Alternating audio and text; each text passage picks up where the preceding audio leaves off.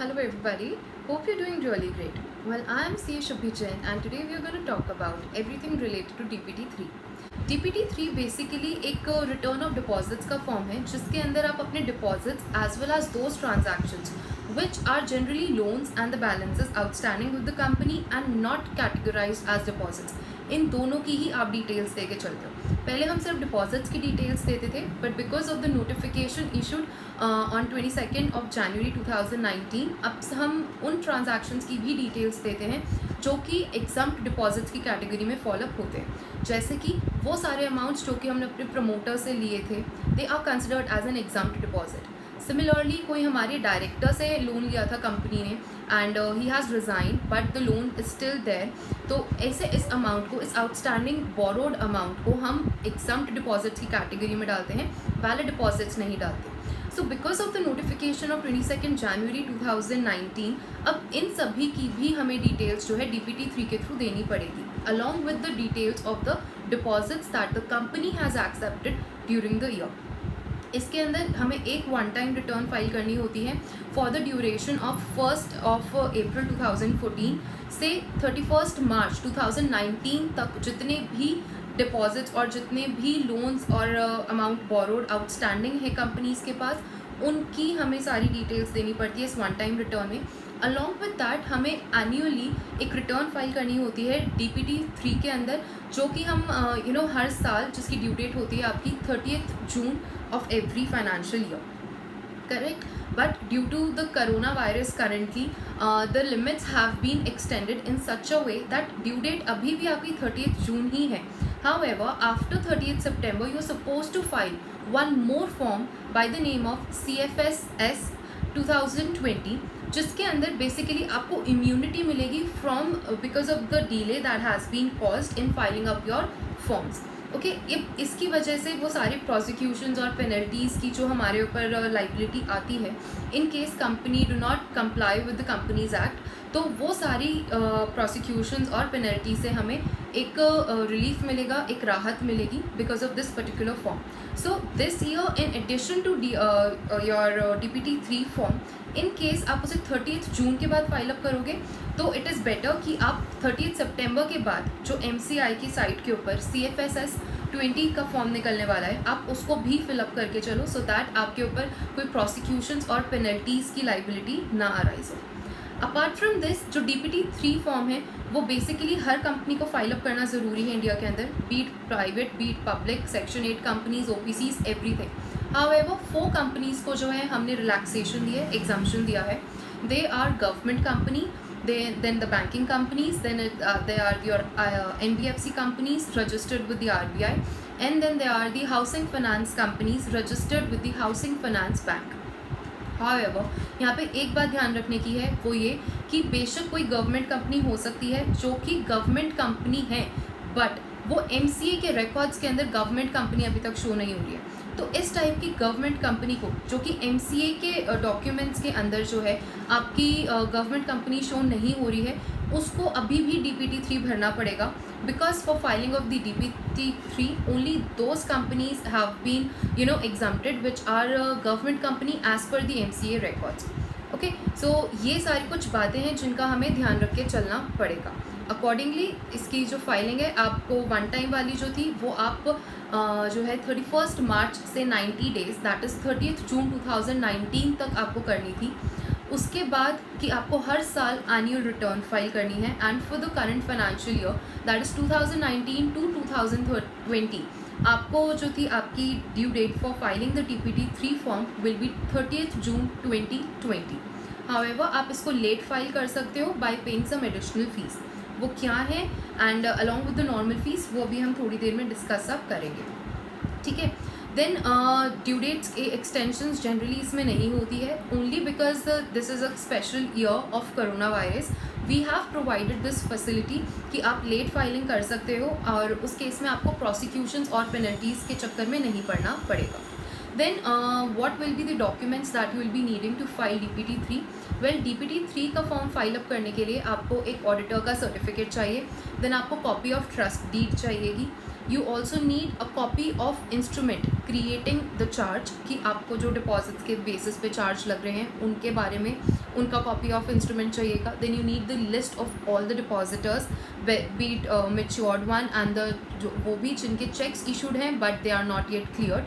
Then you also need to give a list of your liquid assets, the details of your liquid assets, and then there might be certain optional attachments that you can give as per your wish. Okay, but अब इसके अंदर जो auditor का certificate है, generally it is not mandatory for you to file an auditor's certificate.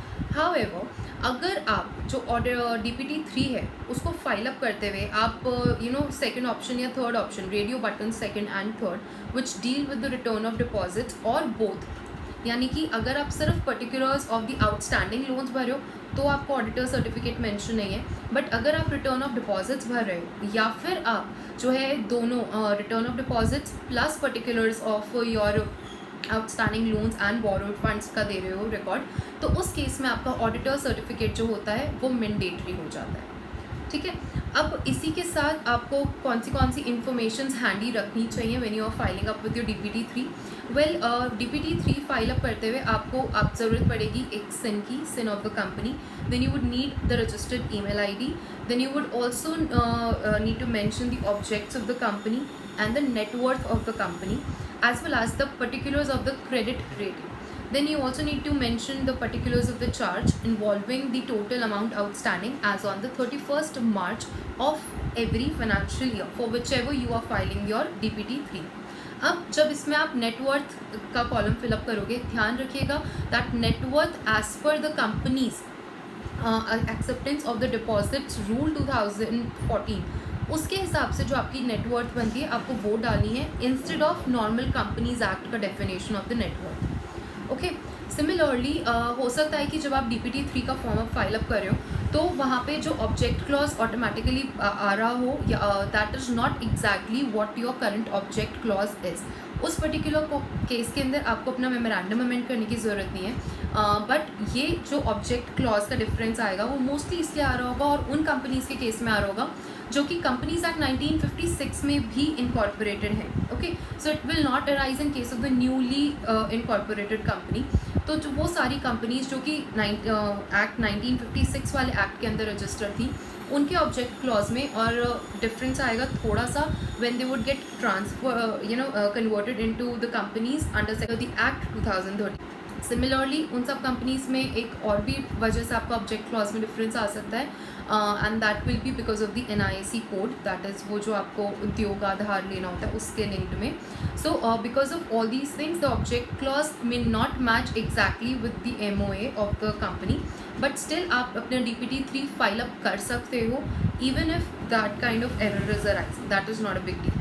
Now आपको ये जो DPT 3 है फाइल करते वक्त you need to get it sign and you need to get it sign with by any of the director, manager, secretary, that is the CS, then CEO or the CFO of the company, whoever signature is registered on the MCA portal. So इन में से कोई भी जिसका भी signature MCA portal के ऊपर registered है आपकी कंपनी के एंड से, आप उनके सिग्नेचर्स को यूज़ कर सकते हो, डिजिटल सिग्नेचर्स को, to file up your DPT 3 form. Now आपको फ़ीस कितनी लगेगी to file a DPT form? So उसकी जो कैलकुलेशन होगी वो होगी आपकी शेयर कैपिटल बेस पे and that to nominal share capital base पे. तो अगर आपकी शेयर कैपिटल जो है वो 1 लाख रुपए तक की है तो उस पर्टिकुलर केस में आपको 200 रुपये तक की जो है आपकी जाएगी फ़ीस. इन केस आपकी जो नॉमिनल शेयर कैपिटल है वो है 1 लाख रुपये से 5 लाख रुपये तक की, तो आपकी फ़ीस जाएगी 300 रुपये. 5 लाख से 25 लाख तक की फ़ीस है 400 रुपये. 25 लाख से 1 करोड़ तक की फ़ीस है 500 रुपये और 1 करोड़ से ऊपर की फ़ीस है 600 rupees. So this is the normal fees, meaning अगर आप 30 जून तक अपना DPT 3 फॉर्म फाइल अप कर दोगे तो ये आपको फ़ीस लगेगी एक फॉर्म को फाइल अप करने में. हाउएवर अगर आप इस फॉर्म को जो है थोड़ा डिलेड फॉर्म फाइल अप करते हो तो वो आपको एडिशनल फ़ीस दे के चलनी पड़ेगी या फिर लेट फीस दे के चलनी पड़ेगी and the amount will depend upon the number of days you have delayed. So अगर आप 30 दिन तक डिले करते हो तो 2 टाइम्स द नॉमिनल फ़ीस. 30 से 60 दिन तक डिले करोगे तो 4 टाइम हो जाएगी आपकी नॉमिनल फ़ीस की. फिर 60 से 90 डेज़ डिले करोगे तो 6 टाइम्स हो जाएगी, 90 डेज़ टू 180 डेज़ का डिले आया तो 10 टाइम्स, और 180 डेज से ज़्यादा का डिले आ गया अगर तो it will be 12 times of the nominal fees. तो ये सारी हो गई आपकी फ़ीस जो कि आपको पे करनी पड़ेगी to file up your DPT-3 form. Along with this, in case आप फाइल करते ही नहीं हो अपने DPTs, so what will be the consequences of not filing the form DPT-3 will be कि सबसे पहला तो आपको सेक्शन 73 के अंदर पेनल्टी लग जाएगी which will be minimum ₹1 crore or twice the amount of deposits whichever is lower, यानी कि 1 करोड़ या फिर twice the amount of deposits, जो सा भी अमाउंट कम होगा उतनी आपको जो है पेनल्टी दे के चलनी पड़ेगी। However, ये अभी भी मैक्सिमम क्लॉज भी है इसके साथ attach and that will be 10 crore. Tension obviously आपका ROC करके चलेगा। Then for every officer who is in default, imprisonment up to 7 years and with the fine not less than 25 lakhs which may extend to 2 crore. सो ये उस हर इंसान पे लगेगा जो कि आप रिस्पॉन्सिबल था आपका DPT-3 को फाइल अप करने में। अलॉन्ग विद दैट आपके ऊपर रूल 21 की भी पेनल्टीज आएंगी and according to which your every officer as well as the company who is in default will have to pay a fine of rupees up to 5,000 rupees, and where the contravention is continuing one, a fine of rupees 500 for every day since the day of default। तो ये रहेंगी आपकी penalties अगर आप DPT-3 जो है 30 जून तक file up नहीं करते हो। हाँ, आप इस ईयर के अंदर जो है बट आप बेनिफिट ले सकते हो bye filing up a CFSS form later on in September, so that आपके जो कॉन्सिक्वेंसेज हैं और जो ये सारी पेनल्टीज़ हैं वो यहीं की यहीं रुक जाएं and you are not suppose to get prosecuted और pay the penalty as well as the additional fees for delay in filing up your DPT-3 form. So that was all that you need to know about DPT-3 form. It is a very easy form to be filed on, easily available on MCA site, and I hope that इसके बाद आपको कोई doubt नहीं बचा होगा। And in case they are there, please write it down in the comments. I will be more than happy to help you out with that. Thank you. Bye bye.